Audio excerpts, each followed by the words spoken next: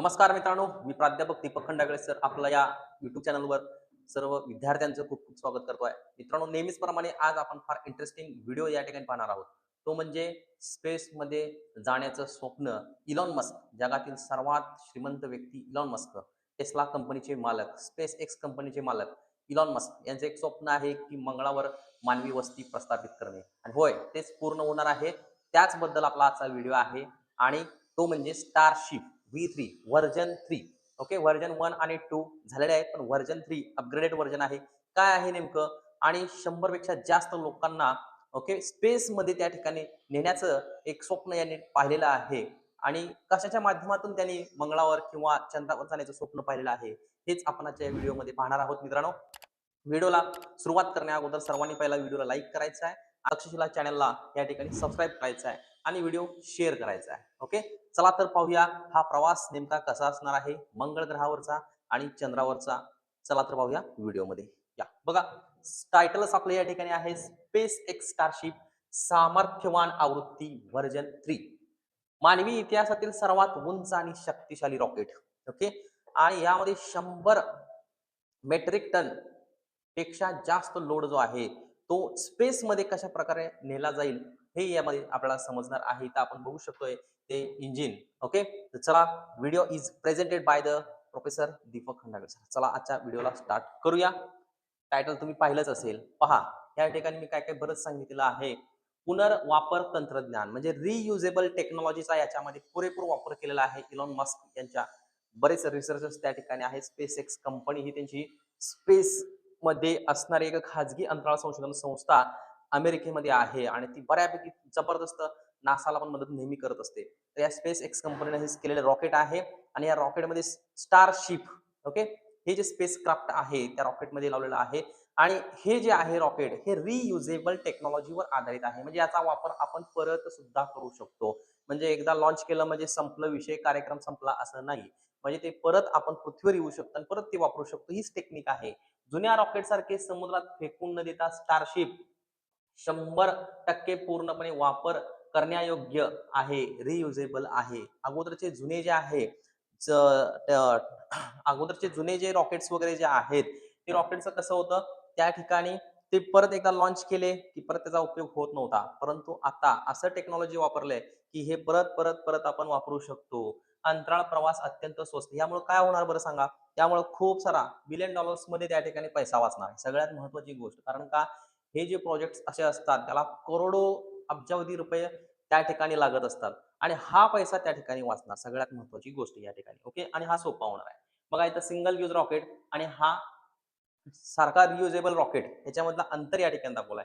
Single reuse rocket असेल तर या ठिकाणी एकदाच लॉन्च केल्यानंतर ते स्पेस क्राफ्ट आहे स्पेसमध्ये जाईल आणि त्या ठिकाणी त्याचं संशोधन करेल. परंतु त्याला नेण्यासाठी जे वापरलेलं रॉकेट आहे ते पृथ्वीवर येईल आणि समुद्रामध्ये त्या ठिकाणी टाकलं जातं.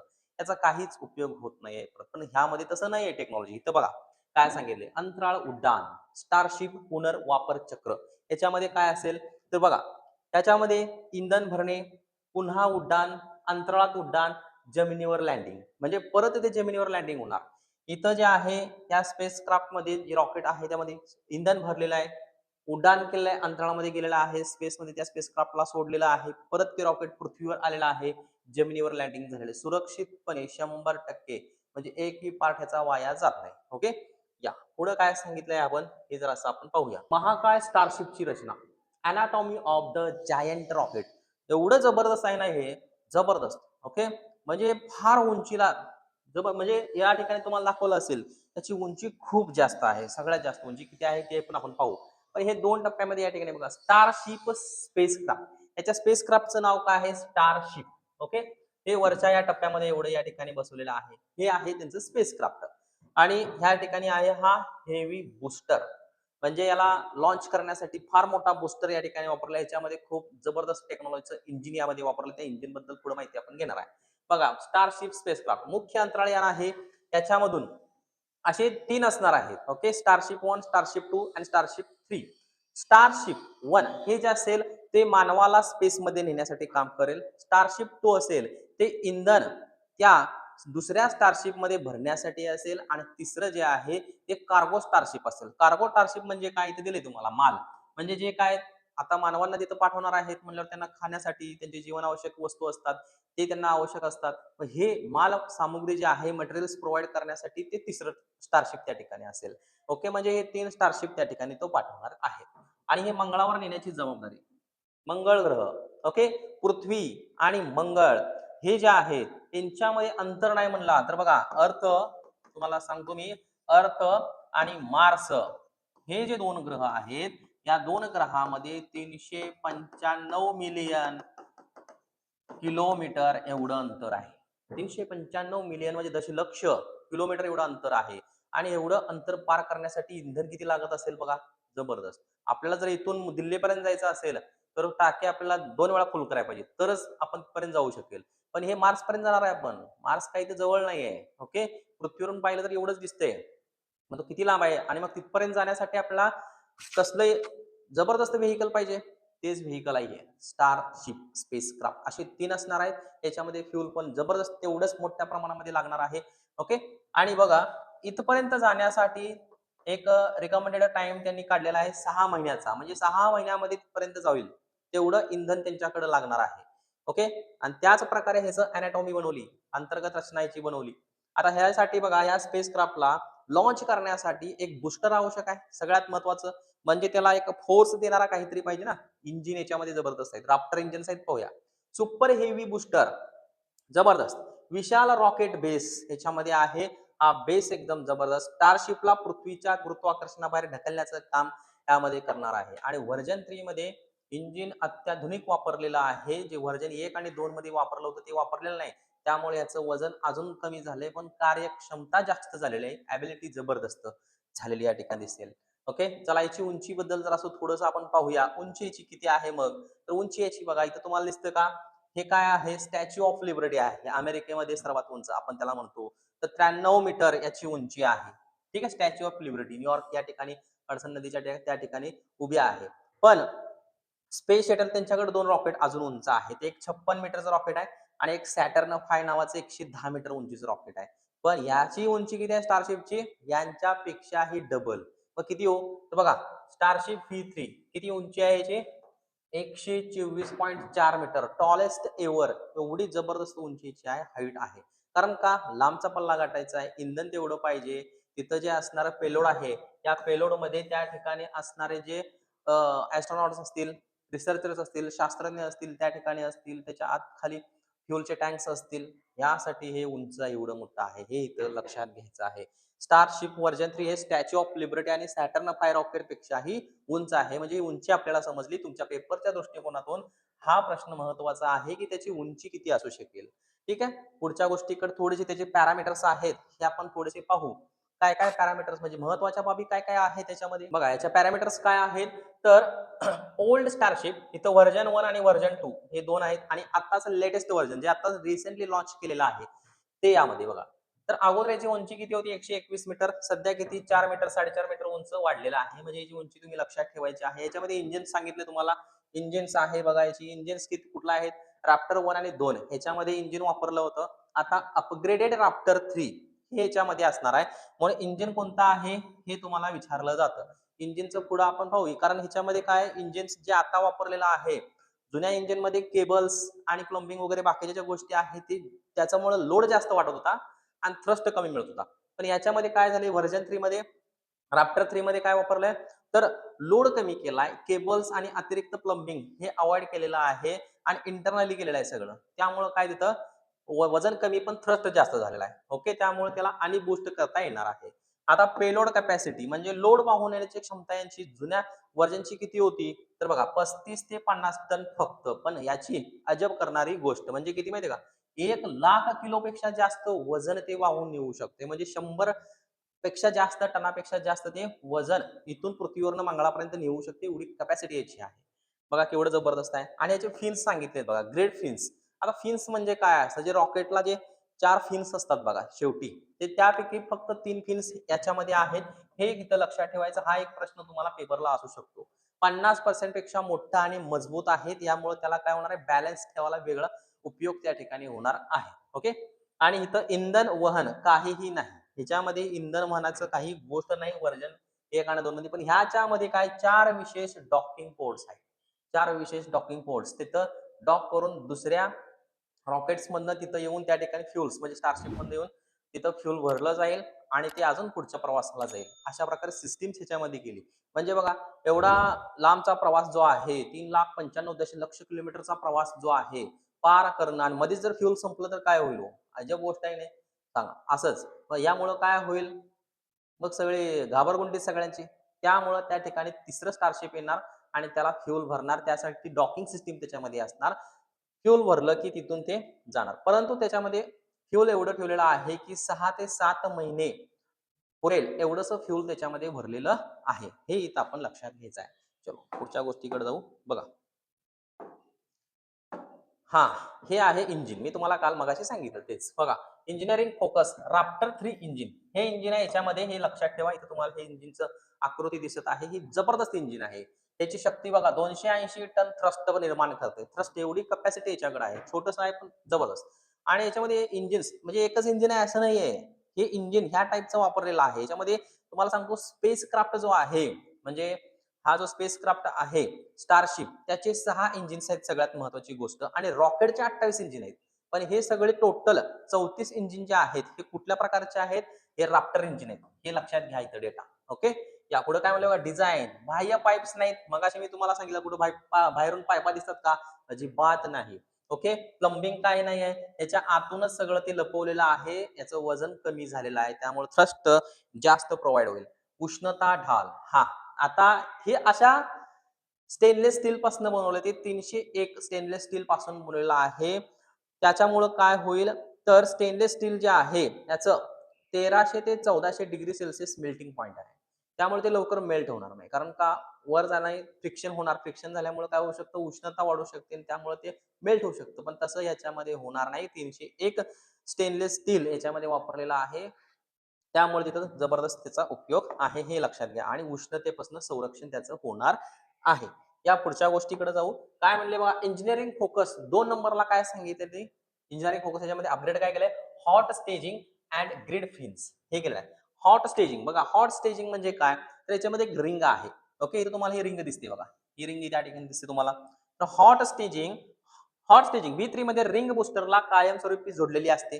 पण जुन्या व्हर्जन 1 आणि 2 मध्ये ही जी हॉट स्टेजिंग रिंग जी होती ती त्याला जोडलेली नव्हती. ती वर पाठवल्यानंतर ती मुक्त होत होती आणि ती खाली येऊन समुद्रामध्ये पडत होती. पण ह्याला काय केले त्यांनी वेल्डिंगच करून टाकले. म्हणजे ह्याचा पण वापर परत आपल्याला करता येऊ शकतो. जबरदस्त. ओके यामुळे वजन वाचतं आणि अंतराळातील कचरा टळतो. ओके ही गोष्ट या आणि हे फिन्स मगाशी तुम्हाला सांगितलं त्याच्यामध्ये किती वापरले फिन्स बघा 3 विशाल फिन्स रेग्युलरली किती असतात 4 असतात पण याच्यामध्ये 3 फिन्स वापरले ग्रेड फिन्स रॉकेटची दिशा बदलण्यासाठी म्हणजे स्टेअरिंगचं काम करते ही सगळ्यात महत्वाची गोष्ट.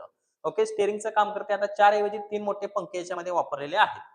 आणि लॉन्च पॅडवरील चॉपस्टिक्स आर्म्सद्वारे रॉकेट पकडणे. चॉपस्टिक्स म्हणजे काय तर जे व्हेइकल लॉन्चर लॉन्चर जे असतं त्या लॉन्चरला चॉपस्टिक्स बसवलेले असतात त्यामध्ये त्या ठिकाणी ते सुरक्षित असं बसवलेलं असतं. ओके तिथूनच ते स्पेसमध्ये लॉन्च केलं जातं. ठीक आहे ते त्या ठिकाणी काय होणार आहे त्यासाठी पकडण्यासाठी 50% मोठा आणि मजबूत डिझाईन याच्यामध्ये ह्याला बनवलेलं आहे. ओके ह्याच्यामुळे पण त्याचं वजन कमी झाले आणि काम पण जबरदस्त करतोय. या पुढे काय बोलले हा आता हे काय अंतराळातील इंधन होणे हे महत्वाचं आहे. बघा आपण एवढा लांबचा प्रवास करावा मध्येच इंधन संपलं तर फार अवघड होणार. मग यासाठी काय केलं तर 3 स्टारशिप मगाशीच तुम्हाला मी सांगितलं एक मानव म्हणजे त्याच्यामध्ये ह्युमन जाणार आहेत. दुसरी गोष्ट फ्युल. ओके पहिलं जे स्टारशिप जाणार आहे ते काय करेल पहिलं स्टारशिप जाणार पृथ्वीवरून लॉन्च होणार लॉन्च झाल्यानंतर पृथ्वीच्या ऑर्बिटमध्ये जाणार तोपर्यंत इंधन खर्च होणार आहे. ओके आता काय होणार आहे ऑर्बिटमध्ये फिरल्यानंतर एक रिव्हर्स गिअर मारल्यानंतर पुढं परत ते मंगळाच्या प्रवासाकडे जाणार. तर त्यावेळेस काय होणार आहे तर दुसरं स्टारशिप जे आहे ते फ्युल कंडक्ट करणार आहे. म्हणजे फ्युल भरलेलं म्हणजे असे 3 स्टारशिप आहेत आणि एक फ्युल भरलेलं स्टारशिप जाणार वरती डॉकिंग करणार. बघा इथे डॉकिंग दाखवले. हा आता हे मंगळाकडे जात असेल समजा मार्सकडे आणि हे पृथ्वीवरून आलेलं असेल. आता हे डॉकिंग करणार म्हणजे ह्यातलं फ्युल सगळं याच्यामध्ये जाणार आहे. ओके आणि फ्युल याच्यामध्ये गेले की हे टाकी फुल आता टाकी फुल झाली की लगेच स्पेस मधनं डायरेक्ट मंगळाकडे जाण्यासाठी याच्याकडे पुरेसं इंधन आहे. ओके म्हणजे स्पेस मध्ये सुद्धा आपल्याला फ्युल भरता येतं. गॅस स्टेशन त्यामध्ये त्या ठिकाणी दिलेलं आहे. मंगळावर जाण्यासाठी भरपूर इंधनाची गरज आहे आणि V3 मध्ये 4 डॉकिंग पोर्ट्स जोडलेले आहेत. चारही ठिकाणी आपण इथे पाहू शकतो 1 2 3 4 चारही मधनं ते फ्युल आतमध्ये जाणार टाकी आतली फुल होणार आणि मग इंजिन. आता बरं ह्यामध्ये फ्युल कुठलं असतं हे पण महत्वाचं आहे. दोन स्टारशिप पृथ्वीच्या कक्षेत जोडून एकमेकांमध्ये द्रव्य ऑक्सिजन आणि द्रव्य मिथेन, हे लक्षात ठेवा. द्रव्य ऑक्सिजन आणि द्रव्य मिथेन म्हणजे liquid oxygen and liquid methane is used in the starship for the fuels. Okay, हे इथं लक्षात ठेवायचं आहे. आपण फ्युल कुठला आहे याच्यावर प्रश्न तुम्हाला हमखास विचारला जाईल. आता चला, स्टारशिपचं ध्येय काय, काय ह्याच्यामध्ये महत्व काय असणार आहे, या गोष्टी बघा. कुठे चाललोय आपण, नेमकं काय काम, तीन महत्वाचे काम आहे. पहिलं आहे एक चंद्रावर जाणे. ओके, नासा आर्टेमिस, परवाच मी एक व्हिडिओ पाठवलाय, वरच्या पिन बॉक्सवर तुम्ही पाहू शकता की आर्टेमिस बद्दल एक व्हिडिओ बनवलेला आहे. आर्टेमिस मिशन चंद्रावर ओके गेलेलं. तर बघा इथं नासा आर्टेमिस मिशन मानवांना आणि पहिल्या महिलेला रेकॉर्ड करायचं आहे त्यांना. ओके, पुन्हा चंद्रावर सुरक्षितपणे उतरवणे इन फ्युचर्स मध्ये. आता जे आर्टेमिस गेलं होतं ते फक्त ऑर्बिटमध्ये चंद्राच्या फिरलं परत रिटर्न आले 10 दिवसाचा प्रवास करून. पण तिसरं जे जाणार आहे तिथे काय होणार आहे, तिथं लँड होणार आहे. हे इथं लक्षात घ्यायचं आहे. तुमच्यासाठी एक खास प्रश्न आहे की आता चंद्रावर जे जाणार तिसरा आर्टेमिस आहे ते कधी जाईल. ओके, कमेंट मध्ये सांगायचंय मला उत्तर. चला, आता पृथ्वीवरनं तो दुसरा जो प्रवास आहे तो कुठला आहे, मंगळ वसाहत. मंगळावर काय करायचंय, कॉलनी प्रस्थापित करायची आहे एलॉन मस्क यांना. ओके, आणि 100 पेक्षा जास्त लोकांना तिथं पाठवायचंय. स्टारशिप मध्ये 40 रूम बसवलेत, एकदम कम्फर्टेबल, जबरदस्त. तिथं जिम बिम सगळं काय काय सगळ्या सोयी सुविधा 5 स्टार हॉटेलमध्ये जेवढं असते तेवढं तिथे असणार आहे, कारण लांबचा प्रवास आहे, 6 महिने तर आपल्याला काढायचे. अशा प्रकारे सिस्टीम बनवली त्यांनी. आणि यासाठी मला एक जबरदस्त असा एक पिक्चर मला आठवला, तुम्ही तो पाहू शकताय. कोणता पिक्चर आहे तुम्हाला माहिती आहे का, पॅसेंजर. पॅसेंजर मूवी आहे, सायन्स फिक्शन मूवी आहे. सेम ह्या कन्सेप्टवर आधारित आहे. तुम्ही 100% ते त्या ठिकाणी पहा, जबरदस्त तुम्हाला फील येईल की स्टारशिप मध्येच बसलोय असं वाटेल. मंगळ वसाहत, इलॉन मस्कचे स्वप्न, मंगळावर 1 दशलक्ष 10 लाख लोकांचं संपूर्ण शहर वसवायचं आहे इन फ्युचर मध्ये. काय मग जबरदस्त स्वप्न असेल त्या माणसाचं, पहा. तो एकटाच जाणार नाही, सगळ्यांना घेऊन जाणार आहे. पण ती सगळे जे असणार आहेत ते टॅलेंटेड असणार आहेत, ऐऱ्या करायचं काम नाही. म्हणून आपण जर त्या यादीमध्ये येणार असाल तर आपल्याला जास्त शिकायला पाहिजे. शिकला, मोठं झाला, कुठल्या तर याच्यामध्ये स्किल तुम्ही पूर्ण केला, इंजिनियर झाला, डॉक्टर झाला, काहीही झाला तुम्ही. ओके, तुमच्याकडे एखादं स्किल असेल, अशाच लोकांना त्या ठिकाणी घेतलं जाईल, कारण त्यांचा उपयोग सिव्हिलायझेशन प्रस्थापित करण्यासाठी होणार आहे. ऐरे गैरे नत्तू गैरे यांना अजिबात तो घेणारच नाही. त्यामुळे शिकणं, मोठं होणं, आपल्या पायावर उभं राहणं, हे आपलं सगळ्यात महत्वाचं काम असणार आहे. हे इथं गोष्ट लक्षात घ्यायची आहे. ओके, आणि मग आपण त्या ध्येयामध्ये आपण सामील होऊ शकतो. चला या पुढं, स्टारलिंक 3. आता हे काय बरं, स्टारलिंक अत्यंत फास्ट इंटरनेट प्रोव्हाइड करणे, हे एक स्वप्न त्या इलॉन मस्कचं आहे. ओके, भारतानं सुद्धा त्यांच्याशी करार केलेला आहे. बघा, प्रगत इंटरनेट उपग्रह प्रक्षेपित करणे, एका लॉन्च मध्ये 60 TBPS internet, 60 TBPS 13 byte per second एवढा स्पीड देणारं इंटरनेट प्रोव्हाइड करायचंय या व्यक्तीला. ओके, या पुढच्या गोष्टीकडे जाऊया. हा, सराव प्रश्नसंच आहे. आता तुम्हाला 4-5 प्रश्न विचारलेले आहेत, त्याबद्दल पण महत्वाचे आहेत, पाहूया. जुन्या रॉकेटपेक्षा स्पेसएक्सच्या स्टारशिप मुख्य वैशिष्ट्य कोणते आहे, यापैकी 100% पुनर्वापर आहे, आताच आपण पाहिलेलं आहे. स्टारशिप V3 मध्ये वापरलेल्या नवीन अपग्रेड इंजिनचं नाव काय आहे, तर यामध्ये आपल्याला माहिती आहे राप्टर 3 इंजिन यामध्ये आहे. ठीक आहे, या पुढं. पुढचा प्रश्न आहे, स्टारशिप V3 रॉकेटची अंदाजे किती उंची आहे, 124.4 मीटर उंची एवढी आहे. पुढचा, स्टारशिप V3 मध्ये हॉट सेटिंग रिंगचे काय होतं, काय होतं तिथं, ती बुस्टरला कायमस्वरूपी जोडलेली असते, वेल्डिंग केलेली असते. ओके, हे आपण पाहिलं. क्वेश्चन्स फार महत्वाचे आहेत पेपरसाठी. दिशा बदलण्यासाठी V3 सुपर हेवी बुस्टरवर किती ग्रेड फिन्स वापरले आहेत, 3 आताच पाहिलंय. स्टारशिप V3 च्या मागील बाजूस असलेल्या 4 डॉकिंग पोर्टचा उद्देश काय आहे, अंतराळातील इंधन वहनासाठी, ओके, रिफ्युलिंगसाठी. आणि पुढे आहे, स्टारशिप V3 ची जास्तीत जास्त पेलोड कॅपॅसिटी किती आहे, किती आहे पेलोड कॅपॅसिटी, 100 टनापेक्षा जास्त. ओके, एवढं जबरदस्त वेट त्या घेऊन जाणार आहे स्पेसमध्ये. मानवाला चंद्रावर उतरवण्यासाठी कोणती नासा मोहीम स्टारशिपचा वापर करेल, जी आता वापरलेलीच आहे, ती म्हणजे आर्टिमिस. ओके, ही इथं लक्षात घ्यायची आहे. पुढं, रॅप्टर 3 इंजिन मध्ये कोणते इंधन वापरले, हे फार महत्वाचं आहे. द्रव मिथेन आणि द्रव ऑक्सिजन, लिक्विड स्वरूपात असतं ते. परत येणाऱ्या बुस्टरला पकडणाऱ्या लॉन्च टॉवरवर यांत्रिक हातांचे नाव काय असतं, तर इथे दिले बघा, चॉपस्टिक्स. मगाशी मी तुम्हाला सांगितलं चॉपस्टिक्स त्यांना म्हणलं जातं. शेवटी आहे, ओके, या ठिकाणी बघा, एंड ऑफ द लेक्चर्स. बहुग्रही भविष्याकडे वाटचाल towards the multi planetary features, कारण आपल्या ग्रहाला धोका पोहोचलेला आहे, होतच आहे, आणि तो पण मानवाकडूनच होत आहे. ओके, त्यामुळं दुसरं ग्रह, आपली दुसरी धरती शोधणं फार महत्वाचं आहे. हेच त्यांचं स्वप्न आहे, आणि या स्वप्नामध्ये आपण पण सामील व्हायचं आहे. आपल्याकडे त्या कॅपॅसिटी निर्माण करायच्या आहे, खूप सारा अभ्यास करायचा आहे, यशस्वी व्हायचं आहे, आणि हे आपणच करू शकतो, दुसरं कोणी नेणार नाही आपल्याला. ओके, तर त्यामुळं आपण खूप अभ्यास करा, मेहनत करा. स्पेसएक्सचे स्टारशिप V3 केवळ एक रॉकेट नाही, तर मानव जातीला पृथ्वीच्या पलीकडे नेणारं एक ऐतिहासिक पूल आहे. ओके, हे इथं लक्षात घ्या. चला, या लेक्चर मध्ये आपण एवढंच पाहूया, आणि पुढचं लेक्चर असणार आहे ते म्हणजे शुक्रयान, भारताचं शुक्रयान. अशाच प्रकारचे व्हिडिओ पाहण्यासाठी आमच्या चॅनलला सबस्क्राईब करा. तुमच्या सर्व मित्र-मैत्रिणींपर्यंत सगळ्या ग्रुपमध्ये आपल्या व्हिडिओला शेअर करा. ओके आणि व्हिडिओला लाईक करा. जय हिंद, जय महाराष्ट्र, भारत माता की जय.